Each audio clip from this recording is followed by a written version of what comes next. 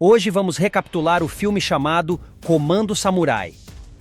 Um grupo de soldados japoneses de diferentes unidades militares foi enviado para realizar exercícios militares. Durante o trajeto, um dos soldados notou algo estranho. A posição de Vênus no céu havia mudado, o que não era possível em apenas uma noite. Além disso, o comandante verificou que seu relógio havia parado às 5h18 da manhã. Quando perguntou ao soldado, ele confirmou que seu relógio também havia parado no mesmo horário. Pela manhã, o grupo chega à praia onde os exercícios militares serão realizados. Acima do oceano, é possível ouvir os gritos assustados de gaivotas enquanto a luz do sol começa a piscar de forma estranha e as nuvens se tornam mais densas. Os soldados, confusos, olham para o céu que se torna vermelho, enquanto cavalos assustados correm em volta. De repente, eles testemunham uma onda gigante engolir um barco, acompanhada de faíscas de luz brilhantes. Em seguida, tudo é consumido pela escuridão total. Quando os soldados voltam a si, é como se tivessem acordado de um sono profundo. Seus relógios começam a funcionar novamente. O sol nasce no horizonte e os militares examinam a praia com surpresa. No entanto, eles notam que a área parece familiar, mas algo está claramente errado. A hidrelétrica sumiu, mas os veículos militares permaneceram estacionados no local. De repente, o barco que havia naufragado surgiu intacto. Os soldados desembarcaram na praia e contaram que haviam navegado em direção à esquadra, mas acabaram entrando em uma tempestade e é por isso que chegaram ali. Subitamente, um dos soldados notou cavaleiros se aproximando, vestidos com trajes tradicionais de samurai. Os soldados pensam que em algum lugar perto dali estão comemorando um feriado histórico, mas os samurais são assustados pelo helicóptero que chega inesperadamente. Os pilotos explicam que estavam a caminho do ponto de encontro para um exercício, mas o helicóptero começou a perder altitude e foram forçados a pousar na praia. De repente, flechas começam a ser disparadas em direção aos soldados. O soldado Yano rapidamente corre para o veículo militar e abre fogo contra os guerreiros, desobedecendo às ordens do comandante de cessar fogo. Mais guerreiros, com bandeiras diferentes, retornam à praia em números ainda maiores. O líder deles, Nagao Kagetora, olha os soldados com curiosidade, especialmente suas armas modernas. Ele e seus subordinados decidem se apresentar. O capitão Yoshiaki Iba se aproxima e Nagao desmonta de seu cavalo. Com uma admiração infantil, Nagao corre até o tanque e pergunta sobre o objeto voador no céu. Ele ri do nome incomum e em seguida corre até a metralhadora e sobe no veículo, demonstrando sua curiosidade sobre as armas modernas. Yoshiaki Iba ensina o samurai a atirar com a metralhadora. Nagao tenta controlar a metralhadora e consegue derrubar uma árvore na margem com os tiros. Isso causa uma alegria genuína ao líder dos samurais. Mais tarde, os guerreiros discutem a possibilidade de recrutar soldados não convencionais para se juntarem ao seu exército, o que pode ser uma vantagem contra o exército inimigo. Enquanto isso, um soldado explica a Iba que eles provavelmente viajaram no tempo devido a uma anomalia temporal. No entanto, os outros soldados não acreditam nele e riem da ideia. Mas, de repente, os arqueiros surgem da água e começam a atirar flechas contra os militares. Iba ordena que os soldados se escondam, enquanto ele corre para o carro para atirar com uma metralhadora. Ele começa a atirar contra os atacantes, mas eles são muito habilidosos e mergulham na água. Em seguida, eles surgem em outro lugar e começam a atirar contra os militares novamente. Iba reage lançando uma granada na água, o que atordoa o inimigo. Os guerreiros restantes na praia, armados com armas antigas, começam a atirar novamente. Iba vai atrás deles, atirando ao mesmo tempo. Os soldados perseguem os inimigos até uma fortificação de madeira defendida pelos guerreiros. Eles destroem facilmente as barricadas e começam a jogar granadas sobre o portão. Quando o portão é destruído, Nagao chega ao local com seus guerreiros. Ele agradece aos aliados por sua ajuda e, com uma crueldade particular, começa a massacrar os defensores da fortaleza. O último líder inimigo, Nagaharu, é capturado por Nagao, que triunfante o decapita. Seu exército explode em gritos de entusiasmo e parabeniza o comandante vitorioso. À noite, os militares se reúnem para discutir o que testemunharam. Agatha destaca que eles não fazem parte dessa época e que, se continuarem a interferir, podem alterar o rumo da história. Ele comenta sobre a natureza única do tempo, explicando que podem ocorrer desvios em seu curso, mas é impossível prever quando e onde exatamente isso vai acontecer. No entanto, se eles conseguirem entrar na próxima descontinuidade, poderão voltar para o seu próprio tempo. Enquanto isso, Nishizawa tem planos de ir para a estação Imafuri, onde sua noiva o aguarda para se casarem. Além disso, ele compartilha com seu parceiro sua intenção de descobrir se outros lugares também retrocederam no tempo. De repente, um marinheiro dispara um sinalizador para o céu e corre em direção aos outros soldados, segurando uma tocha acesa nas mãos. Ele grita alegremente, afirmando que sabe como levá-los de volta para seu próprio tempo.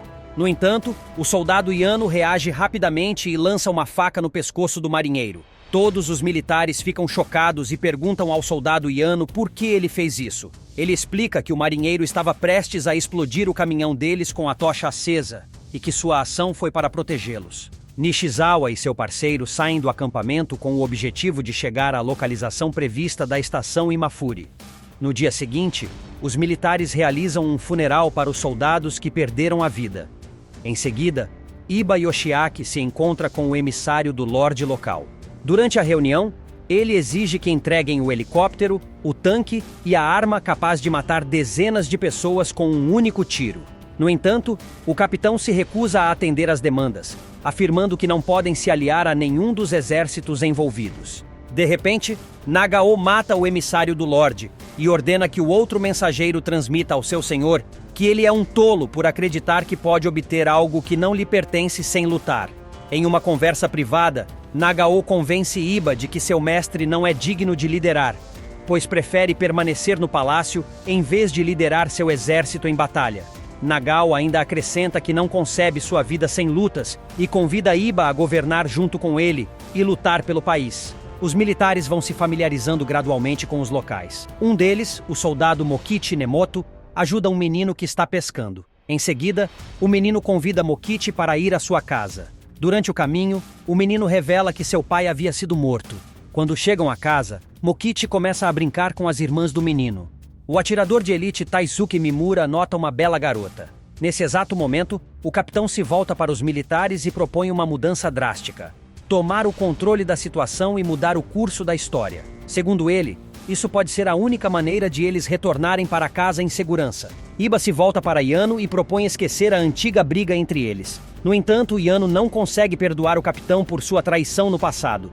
A gata intervém em defesa de Iba e explica a Yano que o capitão apenas cumpria seu dever e tentava descobrir quem estava por trás da conspiração dentro de sua própria unidade. No entanto, essa justificativa não convence Yano, que reage dando um tapa no rosto do soldado. Mimura persegue a bela jovem e logo a alcança. No entanto, ela se esquiva do seu abraço.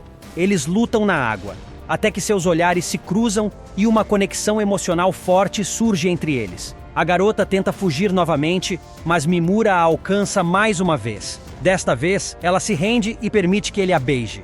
Nesse momento, os soldados que haviam desertado do acampamento estão perdidos na floresta, procurando um lugar seguro. Enquanto isso, no futuro, a noiva de Nishizawa, Kazuko, espera por ele na estação, mas sua esperança vai se esvaindo. De repente, os soldados descobrem sabotadores inimigos escondidos atrás das folhas das árvores. Eles entram em combate com os sabotadores. O parceiro de Nishizawa ordena que ele fuja enquanto ele mesmo luta contra os sabotadores. Nishizawa foge, mas seu parceiro é morto. Nishizawa continua correndo até cair de uma cachoeira. Enquanto isso, Kazuko, após esperar em vão por Nishizawa, deixa a estação. Um grupo de militares comandado por Yano toma o controle de um barco, matando os guardas que estavam a bordo. Enquanto isso, o capitão Iba descobre que os guardas estão desaparecidos e vê o barco se aproximando. O grupo de Yano então elimina os moradores locais e sequestra várias mulheres, que são levadas para o barco e forçadas a entreter os militares. Quando o capitão Iba encontra os corpos na costa, ele percebe quem é o responsável pelo ataque. Ele entra em contato com o barco por rádio e ordena que os fugitivos sejam encontrados. Além disso, ele oferece a Yano a chance de se render, mas Yano apenas ri em resposta. Quando avista o helicóptero, Yano ordena que as mulheres sejam jogadas ao mar. Um dos soldados decide desertar e se recusa a atirar em seus próprios colegas de equipe. Yano o mata e começa a atirar contra o helicóptero. Enquanto isso, Iba ordena que o atirador de elite Mimura desembarque do outro lado da ilha e espere o momento certo para agir. Enquanto isso, o capitão desce por um cabo e começa a atirar contra o barco.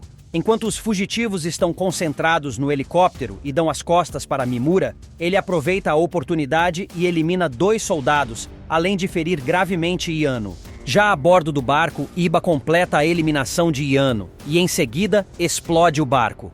O capitão faz planos para governar o Japão ao lado de Nagao Kagetora. Os militares decidem quem fará o quê. Mokichi decide ficar com a família que encontrou e cuidar das crianças. Os demais soldados concordam em lutar ao lado de seu capitão e dos samurais. No final, os soldados se unem a Nagao Kagetora. À noite, os homens de Nagao trouxeram Nishizawa de volta ao acampamento após ele ter conseguido sobreviver. Nishizawa temia ser punido por deserção, mas Iba o perdoou. Na manhã seguinte, Nagao chegou ao castelo do Lorde Koizumi. Enquanto Nagao lutava, o governador Koizumi tramava contra ele e se revelou um covarde. Em resposta, Nagao matou o Lorde Koizumi e convidou os outros a se submeterem à sua autoridade. Aqueles que se recusaram a fazer isso foram mortos pelos militares, que os atacaram com tiros do helicóptero. Em seguida, o capitão jogou uma escada do helicóptero para Nagao e eles partiram dali. Em seguida, Nagao ensina a Iba a montar a cavalo e as artes marciais dos samurais. Durante o treinamento, os 2 homens se tornam grandes amigos. Quando se reúnem para uma reunião de estratégia militar, eles fazem planos para atacar o inimigo. Iba sugere que dividam suas forças e ataquem de 2 lados. No entanto, Nagao expressa suas dúvidas sobre se o esquadrão de Iba é capaz de enfrentar o exército de Shingen, alertando que o inimigo é muito poderoso. Ao ouvir isso, o capitão simplesmente ri e sugere que se encontrem novamente em Kyoto após a batalha. Até lá, eles acreditam que todo o Japão estará sob seu controle.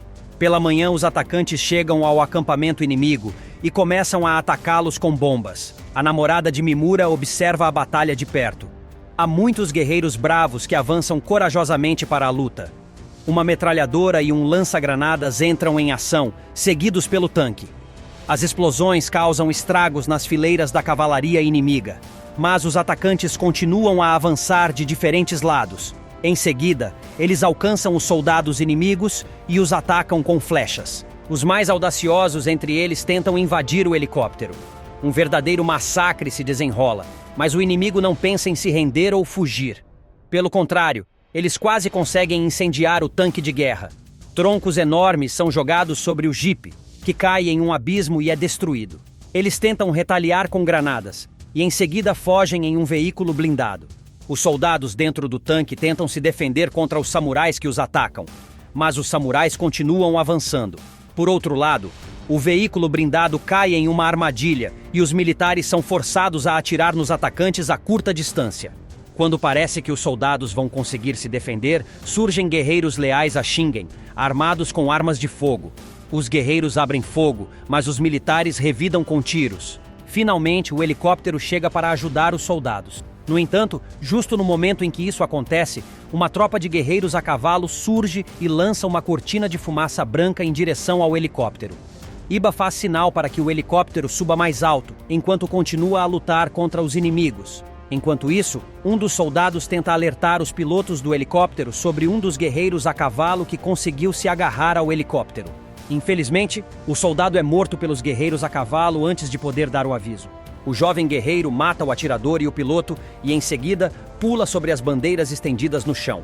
O helicóptero cai e explode no meio do campo de batalha, causando pânico entre os militares.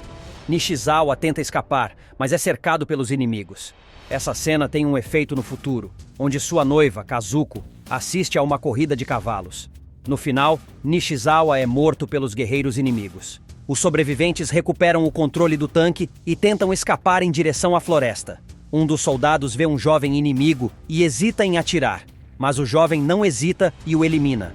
No entanto, o soldado consegue disparar antes de morrer e mata o jovem também. Iba consegue montar em seu cavalo, mas os guerreiros o alcançam.